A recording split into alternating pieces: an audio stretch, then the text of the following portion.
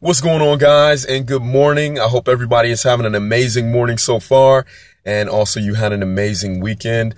Just wanted to drop a quick line to you guys, just kind of outline some of the things that I was thinking about this weekend, some of the things that I discussed with some good friends of mine in a mastermind meeting, and some of the things that I'm looking forward to for the next couple of weeks to really close out this year strong.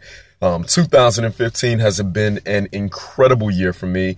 And it's funny because the way that it started is absolutely not in any way how it's going to finish. All right. So one of the things that I was thinking about while speaking to my guys yesterday was just really making sure that we're setting accurate goals, and not only how we're setting the goals, but also what we're saying when we are setting the goals.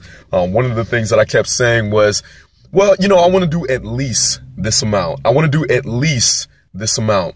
And what I didn't realize with that small two words, I was almost creating a barrier or a safety net just in case I didn't hit that number, right?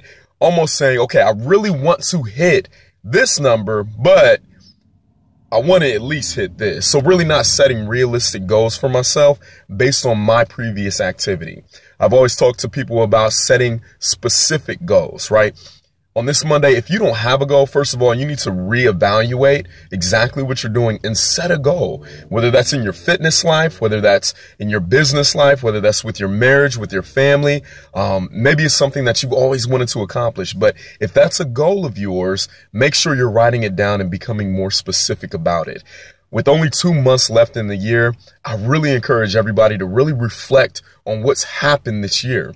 Because as I always like to say, for the first 12 years of our lives, starting at 5 years old, we had a goal every single year to step up, right?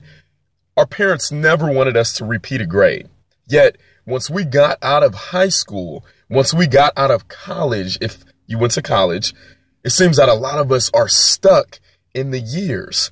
So if you're making the same income that you were last year, if you have the same level of belief, even in yourself, that you had last year, if your relationship is the same as it was last year, if you find yourself around the same difficult, drama-filled, negative people that you were last year, guess what? You flunked. You flunked. So do whatever is necessary to start making progress in your life so you can live a much, much more amazing life next year.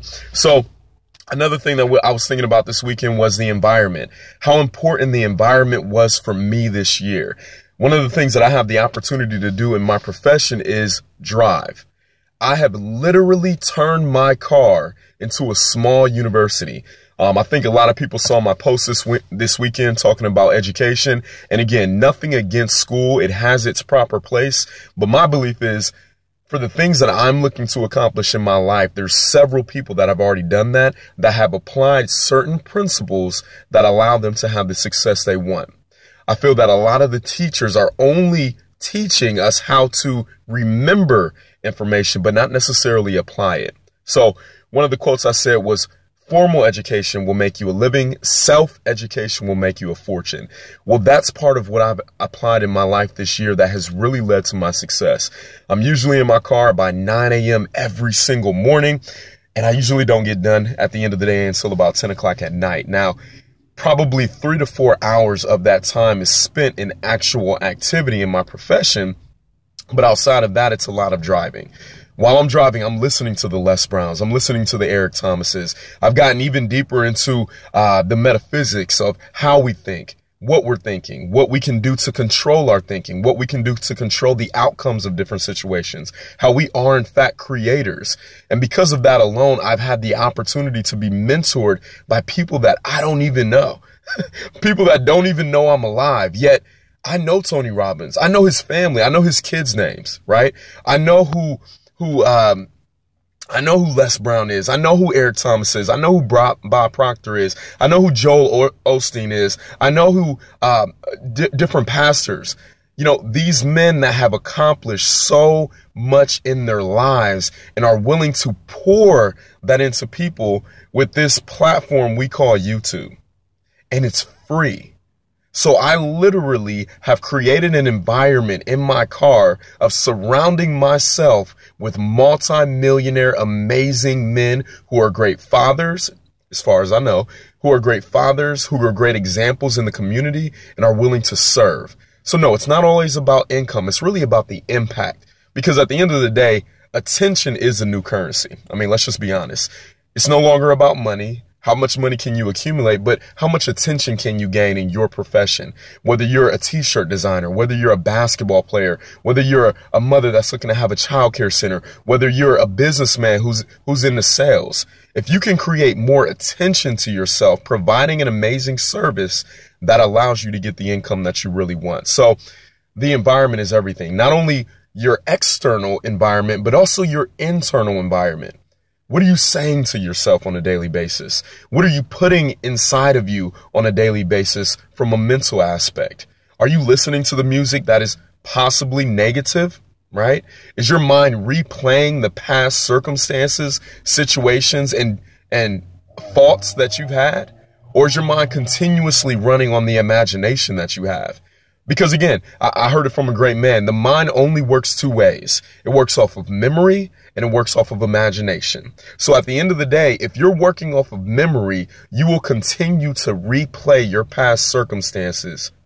If you work off of your imagination, guess what? You're now creating the life that you've always wanted. So at the end of the day, looking back on my year, it's all come down to me becoming comfortable with me. A lot of people are afraid to spend time by themselves. I'm not anymore. I used to need validation. And this is something that we all tend to struggle with at times. I'm positive that we all have somewhat of an identity that we want other people to love, right?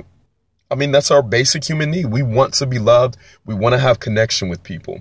But at the end of the day, the more that you get a chance to know you, the more that you get a chance to learn you, the closer that you can become, the closer you can become to yourself, and the closer you can become to the person that God really created you to be. So again, speaking on the environment, I heard Tony Robbins once talk about how to cook a frog, right?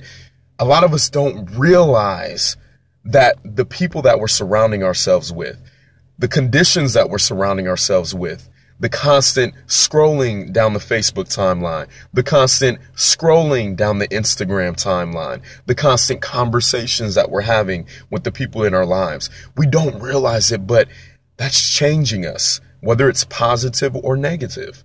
So please don't take that for granted. Tony Robbins likens it to a frog being cooked, right? He talks about how if you take a boiling pot of water, right, hot water, and you stick a frog in it, immediately he's going to jump out, right? Immediately he's going to jump out. However, if you stick a frog in lukewarm water and gradually turn up the heat, before he knows it, he's cooked. So before you know it, the people that you've been around, the things you've been watching, the things you've been listening to are all affecting who you are. So over a 2, 3, or 4, or even 5-year time period, you don't even realize your philosophy is changing, but they are. So are they changing for the better or are they changing for worse, right? So at the end of the day, it's just about being more thoughtful. I encourage you guys. I am so excited about this week. I'm so excited because it is the last week for our term of this month, right? We got huge goals. If you guys have a goal, if you guys are in sales, or if you're in any aggressive business, make sure you shoot for something you've never shot for before.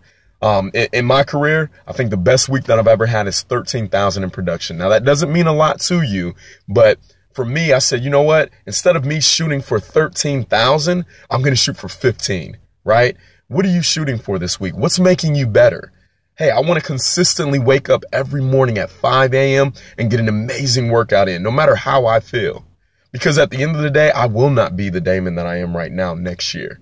All right. I'm going to be physically the person you see here, but I want to be better in every area in my life. So I encourage you guys to take that journey with me, get better every single day, constant and never ending improvement. Pay attention to your environment, pay attention to the goals that you're setting. And I promise you, with doing that, you guys are going to have an amazing life. So again, I hope everybody has an amazing Monday. I will see you guys tomorrow around the same time, and I'll talk to you soon.